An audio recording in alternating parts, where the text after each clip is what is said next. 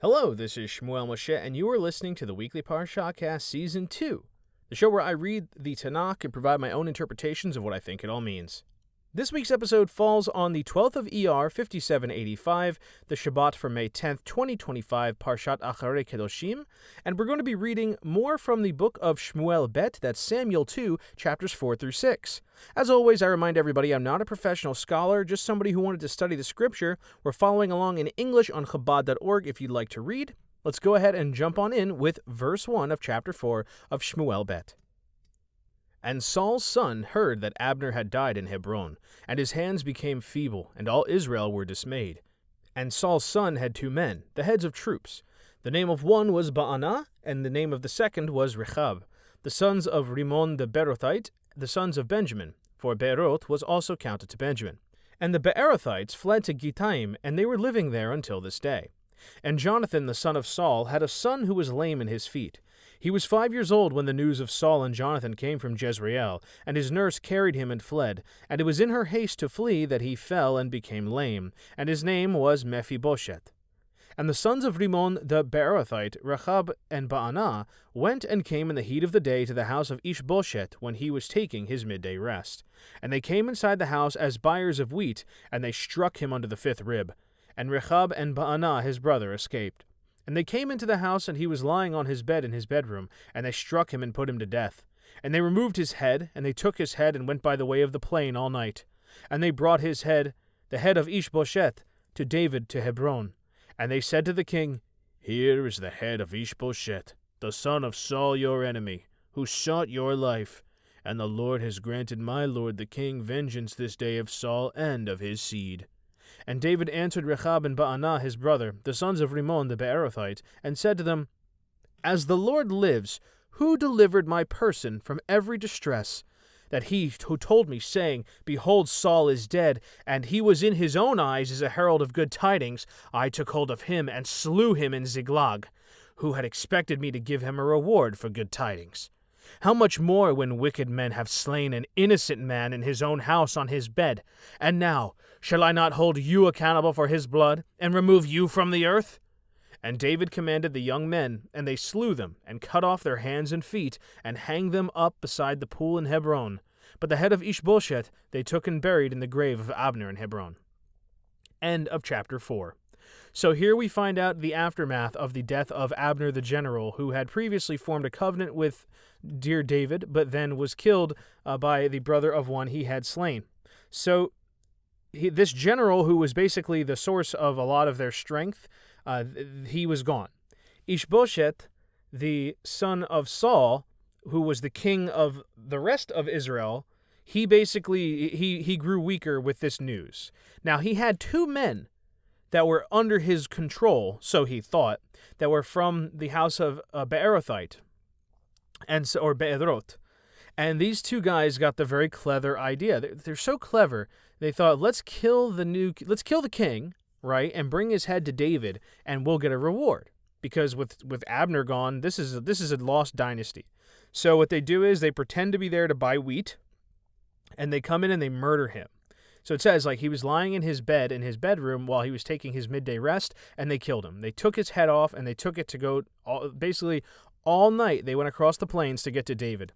So they get to David, and they say, Here you go, David, the king of your enemy, Ishbosheth, the son of Saul, the guy who was totally your enemy and the son of your enemy. We have done you a great service. Look at this. We've given you vengeance. And David is interesting. He says, Do you know what happened to the guy who brought me Saul's head? The guy who told me that Saul was dead and that he personally killed him? I killed that guy. Now, what do you think is going to happen to you, who murdered Saul's son, who really did nothing wrong? What do you suppose is next? And so not only does he kill them, he has their hands and feet cut off, and he has them hung upside down. It's very, very gruesome. But this is justice, because they murdered the son of the king, and he had no business being murdered, honestly. They thought they would be given a reward by showing their allegiance to David. All they got was their own demise. I'll also mention there is a note here about Jonathan's son.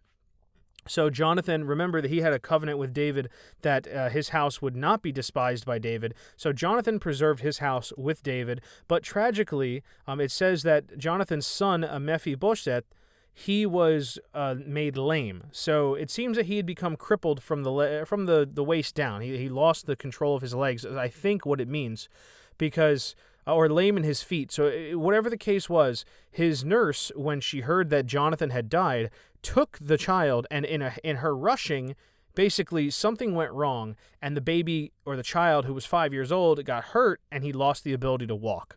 So that's a little side note about Jonathan's son. Moving on to chapter 5, but concluding that they buried Ishbosheth in the grave of Abner in Hebron. Moving along. Chapter 5, verse 1, Shmuel bet. And all the tribes of Israel came to David to Hebron and spoke, saying, Here we are your bone and your flesh. Also in times past, when Saul was king over us, it was you who led Israel out and brought them in. And the Lord said to you, You shall shepherd my nation Israel, and you shall be a ruler over Israel. And all the elders of Israel came to the king to Hebron, and King David enacted a covenant for them in Hebron before the Lord, and they anointed David as king over Israel. 30 years old was David when he became king, and 40 years did he reign. In Hebron he reigned over Judah 7 years and 6 months, and in Jerusalem he reigned 33 years over all Israel and Judah. And the king and his men went to Jerusalem to the Jebusites, the inhabitants of the land, who spoke to David, saying, You shall not come here unless you remove the blind and the lame, as if to say, David shall not come here. And David conquered the stronghold of Zion, which is the city of David. And David said on that day, Whoever smites the Jebusites and reaches the tower and removes the lame and the blind, despised by the soul of David. Therefore they say, The blind and the lame shall not come into the house. And David dwelt in the stronghold, and he called it the city of David. And David built round about from the mound and inward. And David grew steadily greater, and the Lord God of hosts was with him. And Hiram, king of Tyre, sent messages to David, and cedar trees, and carpenters, and stone masons for the building of a wall, and they built a house for David. And David perceived that the Lord had established him as king over Israel, and that he had exalted his kingdom for the sake of his people Israel. And David took more concubines and wives from Jerusalem after his coming from Hebron, and there were born to David more sons and daughters. And these are the names of those that were born unto him in Jerusalem: Shammua, and Shobab, and Nathan, and Solomon, and Ibhar, and Elishua, and Nepheg, and Japhia, and Elishama, and Eliada, and Eliphalet. And the Philistines heard they anointed David as king over Israel, and all the Philistines went up to seek David. And David heard of it, and went down to the stronghold. And the Philistines came and spread out in the valley of Rephaim. And David inquired of the Lord, saying, Shall I go up to the Philistines? Will you deliver them into my hand? And the Lord said unto David, Go up, for I will surely deliver the Philistines into your hand. And David came to Baal-Perazim, and David smote them there.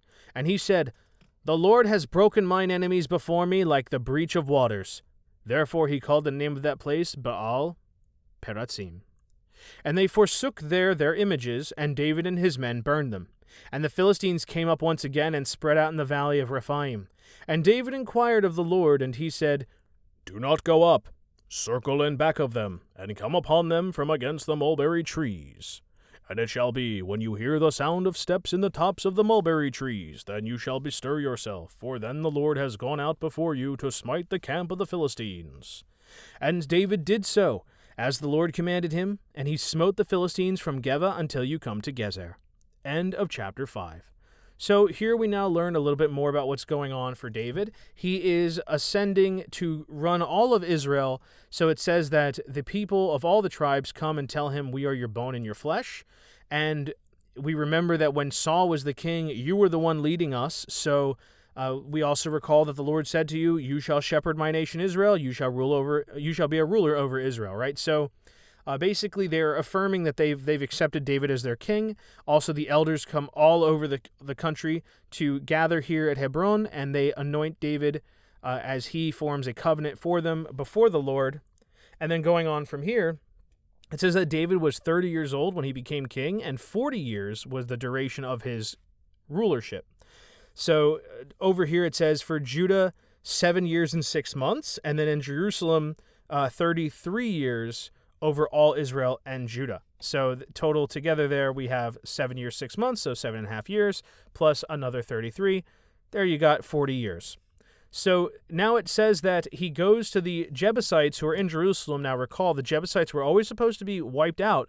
They were not supposed to be left behind during the time of Joshua, but they have persisted within Jerusalem. And so David says, we're going to these guys, and they tell David, you're not coming here unless you remove the blind and the lame. So it basically, it says that it's not happening. You're not coming in. So David conquers the stronghold of Zion, it says, which is the city of David. And it says, whoever smites the Jebusites and reaches the tower and removes the lame and the blind, despised by the soul of David. So it's basically referring to the blind and the lame shall not come into the house is the statement. Like, this is the official position of the house of David in response to what happened with these Jebusites making these remarks. So it's a little strangely worded here. I'm going to go and suggest it's probably got to do with the translation, but to translate it again more clearly, the Jebusites say, you're not going to come here unless you get rid of the blind and the lame. And so David says, whoever smites them and removes the lame and the blind, right? Fast forward, the blind and the lame shall not come into the house, meaning the Jebusites, who he has cast out. Now it says that he dwells in the stronghold, and he called it the city of David, built around from the mound and inward. So he basically built his own little fortress, and he gets stronger and stronger. God is with him. And it says that Hiram, the king of Tyre, so this is another nation. This is a historical nation of Tyre, Tyre. And it says he sent messengers to David, as well as a series of cedar trees, carpenters, and stonemasons, right? So this sounds like an offering or a sort of indication of having some kind of either gift or truce offering. Let's collaborate a little bit, right? They're forming some kind of an alliance or a pact, whatever it may be. It just suggests that the king of Tyre acknowledged David as a king and gave him resources as well as the necessary people to build a proper wall for the house of David. They build his home. So they just basically support the king. And this is good for allegiances and alliances and so on. So from here it says David perceived that he had been made king over Israel, and he takes many, many more wives. So he has several sons and daughters, and we get a long list of names from Shmuel to Solomon to Elishama to Eliphalet. David has been sleeping around with his many concubines and having as many children as he can, it seems. And this does not sound like the safest choice, but nevertheless, it's what he's doing as king. He has the authority to do it, though I'm pretty sure there's a verse not to do this in the Torah. I don't know. Might just be maybe misremembering things, but I'm pretty sure that's in there. Anyway, it's now up to the Philistines to chime in. The Philistines have heard about David becoming the king, and they go up to seek him. So it's not clear when it says they go up to seek David. Does it mean they seek him as an adversary or to seek to parley with him? It just says they go to seek him. He goes down into the stronghold. It suggests that they spread out in the valley of Rephaim. So I'm going to go ahead and say they spread out to go to war with him. And otherwise they would have sent like emissaries or an envoy or something. But no, they're coming as an army or a force. So he asks God, do I go and fight these guys? Will you give them over to me? And God says, do it. I've got your back. And he goes to the land Baal Perazim, and he defeats them, and he says, the Lord has broken my enemies before me like the breach of waters. Therefore he named it Baal Perazim in commemoration of this. And it says they forsook their images, and David and his men burned them. This is referring to idols. So the Philistines brought their idols, their symbols of their gods with them into the battle, and they basically said, forget this, these things don't work, we're out of here. And David and his men seized what they left behind and destroyed them. They burned them up, destroyed the idols of the Philistines. Now David asks again if he should pursue them, and God tells him some strategic moves. He says, no, don't pursue them. Go around the back and attack them from the mulberry trees. When you hear the sound of steps in the tops of the trees, you shall bestir yourself, and for then the Lord has gone out before you to smite the camp of the Philistines. So basically he's being told, no, do it this way instead, and you'll win. So David obeys, and sure enough, the Philistines are wiped out from Geba to Gezer. overall, it's basically having very advanced intel from the Most High. You have the game master on your side, right? If this was like a game, the game master, God, is basically telling you how to win the game. So it's pretty much a good situation for David. Moving on to 6:1, the 6th chapter, the last one for today from Shmuel Bet, verse 1. And David continued to gather all the children of Israel, 30,000. And David arose and went with all the people that were with him from Baalei-Judah to bring up from there the ark of God, which is called a name, the name of the Lord of hosts, who dwell upon the cherubim being upon it. And they set the ark of God upon a new cart, and they carried it from the house of Avinadav that was on the hill. And Uzzah and Ahio, the sons of Avinadav, drove the new cart. And they brought it out of the house of Avinadav, which was on the hill, with the ark of God. And Ahio went before the ark. And David and all the house of Israel made merry with all manner of instruments of cypress wood, and with harps, and with psalteries, and with timbrels, and with sistra and cymbals. And they came to Goren Nachon, and Uzzah put forth his hand to the ark of God, and grasped hold of it, for the oxen swayed it. And the anger of the Lord was kindled against Uzzah, and God struck him down there for his error, and there he died by the ark of God. And David was angered, because the Lord had made a breach upon Uzzah, and he called that place Peretz Uzzah unto this day. And David was afraid of the Lord that day, and he said, How can the ark of the Lord come to me? And David did not want to remove unto him the ark of the Lord into the city of David. And David took it aside to the house of Obed-Edom the Gittite. And the ark of the Lord dwelled in the house of Obed-Edom the Gittite 3 months. And the Lord blessed Obed-Edom and all his household. And it was told to King David, saying, The Lord has blessed the house of Obed-Edom and all that belongs to him, because of the ark of the Lord. And David went and brought up the ark of God from the house of Obed-Edom into the city of David with joy. And it was when the bearers of the ark of God had trodden 6 paces, he sacrificed an ox and a fatling. And David danced with all his might before the Lord, and David was girded with a linen ephod. And David and all the house of Israel brought up the ark of the Lord with shouting and with the sound of the shofar. And as the ark of the Lord came into the city of David, Michal the daughter of Saul peered through the window, and she saw the king David hopping and dancing before the Lord. And she loathed him in her heart. And they brought the ark of the Lord, and they set it in its place, inside the tent that David had pitched for it. And David offered burnt offerings before the Lord, and peace offerings. And David finished offering the burnt offering and the peace offerings, and he blessed the people in the name of the Lord of hosts. And he distributed to all the people, to the whole of the multitude of Israel, both to men and women, to each individual a loaf of bread, and a portion of meat, and a barrel of wine. And all the people departed, every one to his home. And David returned to bless his household, and Michal the daughter of Saul came out to meet David. And she said, How honored was today the king of Israel, who exposed himself today in the eyes of the handmaids of his servants, as would expose himself one of the idlers. And David said unto Michal, Before the Lord, who chose me above your father, and above all his house, to appoint me prince over the people of the Lord, over Israel, therefore I have made merry before the Lord. And if I be demeaned more than this, and be abashed in mine own eyes, yet of the maidservants of which you have spoken, with them will I get me honor. And Michal the daughter of Saul had no child until the day of her death. End of chapter 6. So here we have a story of David getting the holy ark of the covenant delivered unto him. So they basically call out and say, hey, bring us the ark that has been stored over in Baalei-Judah, and we're going to bring it over to the house of David. And you know the one we're talking about, the big fancy one with the cherubim on it? Yeah, that one. So they get it a fancy new cart, or it says at least they bring it on a new cart and carry it from the house of Avinadav, and Uzzah and Ahio, Avinadav's sons, are the ones driving the cart. Now the one in the front is Ahio, and the one in the back behind it is Uzzah. So as they're going, everybody's celebrating and having a great time. David and his people are all cheering with musical instruments and just wonderful, wonderful time. And then as they get to Goren Nachon, what happens is like the ox driving the cart kind of veers off course and causes it to sway.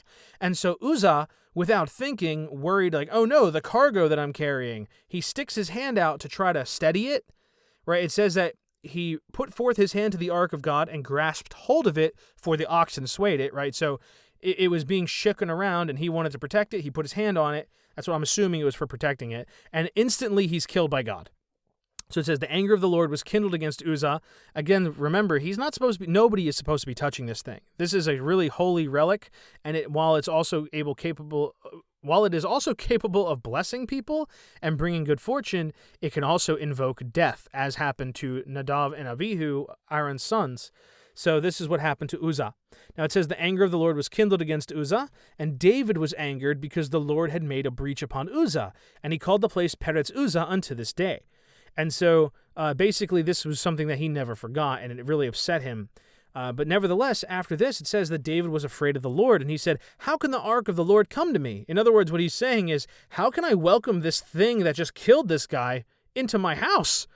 And so what he does is he tells him, go ahead and put it in the house of Obed-Edom the Gittite. Let him hold on to it. And what happens is, for the 3 months that it is staying in this guy's house, everything is going great for this guy. So Obed-Edom ends up having a really great 3 months because of the presence of the Holy Ark. So David hears about this, and he's like, okay. Coast is clear. Let's go ahead and bring it back to my house now. It should be safe. So it's told, the Lord has blessed the house of Obed-Edom, right, and all that belongs to him because of the ark. So David's like, okay, I want that. So it says, when the bearers of the ark had trodden 6 paces, he sacrificed an ox and a fatling. So this is, I assume, within 6 paces of entering the city. Now it says that he danced with all his might before the Lord, and David was girded with a linen ephod. Now I've heard about this thing about David dancing, like this is such a big deal. He's basically just going all out, like partying super hard, dancing with joy to show God how grateful he is and how rejoiced he is. And it says that the sound of the shofar welcomed in the ark. And it's just really wild and awesome, and they're having a super crazy party of gratitude. And Michal, Saul's daughter, David's first wife that was promised to him for 100 foreskins of the Philistines, she is watching David dancing through the window, and it says she loathed him in her heart. And so this is going to be important later. But basically, we hear that David's got this offering set up for the ark inside of a tent, and he's giving gifts to everybody. Everybody gets a meal off. Everybody gets to take home food and drink. It's a great time. All the people of Israel benefit from it. And David comes home. He returns to bless his household, and before he can do so, she shows up. Michal shows up, and she confronts him and says, how honored was today the king of Israel, who exposed himself today in the eyes of the handmaids of his servants, as would expose himself one of the idlers. So basically she's telling him that, like, as king, the way he just danced in front of even the maids, like the handmaids of his servants, he lowered himself to being the equivalent of just some guy on the street. And David responds, I was dancing not before the handmaids, I was dancing before the Lord, the same Lord who, by the way, put me above your father, the one who put me in charge of everything, the one who made me prince of Israel. Therefore, I made merry before the Lord. And if I be demeaned more than this, and be abashed in mine own eyes, yet of the maidservants which you have spoken, with them will I get me honor. So basically, if he's saying, and if I'm wrong, then at least the handmaids will honor me. So he basically is telling her, shut up, idiot. Like he's saying, oh, in case you forgot, God picked me over your dad. So yeah, go cry about it. And and by the way, even if that is the case, and maybe you're right, then I'll dance in front of the handmaids anyway. Whatever. Who are you? Shut up. Like, he basically just tells her, bye, Felicia, and leaves. And so, or he doesn't leave, but he goes to bless his house. And so it says that Michal, the daughter of Saul, had no child until the day of her death. So this is also a thing to consider. Like, why does Michal have such an attitude? Well, let's think about what her life was like. First, she was promised to David, and then helped David escape, and so her father gave her off to some other man. David comes back years later, and it turns out that while he was away, he had 2 other wives. Instead of waiting for Michal, he went ahead and just had 2 different wives instead. And now he says, and I want Michal too. Now remember, where was Michal? She had a husband who evidently cared about her very much. It says that this guy followed her until Abner told her to go back, or told him to turn around and go home. So she was with a husband that apparently really loved her and cared about her. Instead, now she's with this guy David, who basically, oh yeah, I got Michal and my 10 other or more wives. So basically, she probably feels terrible about her life. Like, even though she's the wife of the king, what honor does she have? She's basically probably lived in disgrace to some degree because she has no children. Her father is dead. She lost the royal house that was her father's. She's lost her brother. And this guy, who's supposed to be her honorable husband, is out there dancing in front of the women. And this makes her jealous. She loathes him in her heart. And I can't really fault her for this. She doesn't understand that he's dancing before the Lord. But I'm going to be real. I don't want to talk bad about David because of his honor in the king. But we can talk about his actions. He has not been the most straight shooter of a guy. He's done a lot of stuff that's questionable, and I don't blame her for being fed up with it. Even taking the ark and being like, whoa, get that thing away from me until I know it's safe. Okay, now I'll take it. Like, if he had true faith, he would have said, I'll take the ark anyway. But instead, he said, let some other guy have the risk, and then only when that guy tested it out for him did he take the ark. So is that really faith? I'm starting to miss Samuel. Maybe Samuel might have helped us straighten this out a little bit, but he's gone. So nevertheless, that's the end of this week's chapter and the end of the portions. I hope you found it interesting. I definitely am noticing just like this ongoing trend in the book of Samuel 2. It is really about the worldliness of the house of David. Like, yes, it is blessed by God, but there's just so much going on that is worldly and like the rest of the kings. Oh, but he happens to like worship God faithfully, so I guess that makes him special. But it doesn't change the fact that he's still a very earthly king in regards to various things, like the concubines. Yeah, I get it. You want to venerate your house, but like, the king should not be having so many wives. And look at Michal. Why is she unhappy? Well, I think she has some decent reason to be, but unfortunately, she chose to she voiced her opinion and spoke poorly, and so it seems that she was cursed. Does this seem fair? I don't know. I don't know if it's fair. I mean, she certainly disgraced David, but, at the same time, I feel like she was kind of due some fair treatment here after everything that she endured, being the daughter of Saul and losing everything and dying without children, while all the other women that David is with seem to have households built with them, and the concubines have children. Michal dies childless. That's very sad. So this one goes out to Michal, a moment of consideration and empathy, and that's my thought on the matter. So until next time, this has been Shmuel Moshe with the Weekly Parashahcast saying thank you for listening. I hope you'll tune in next time. And as always, Baruch Hashem.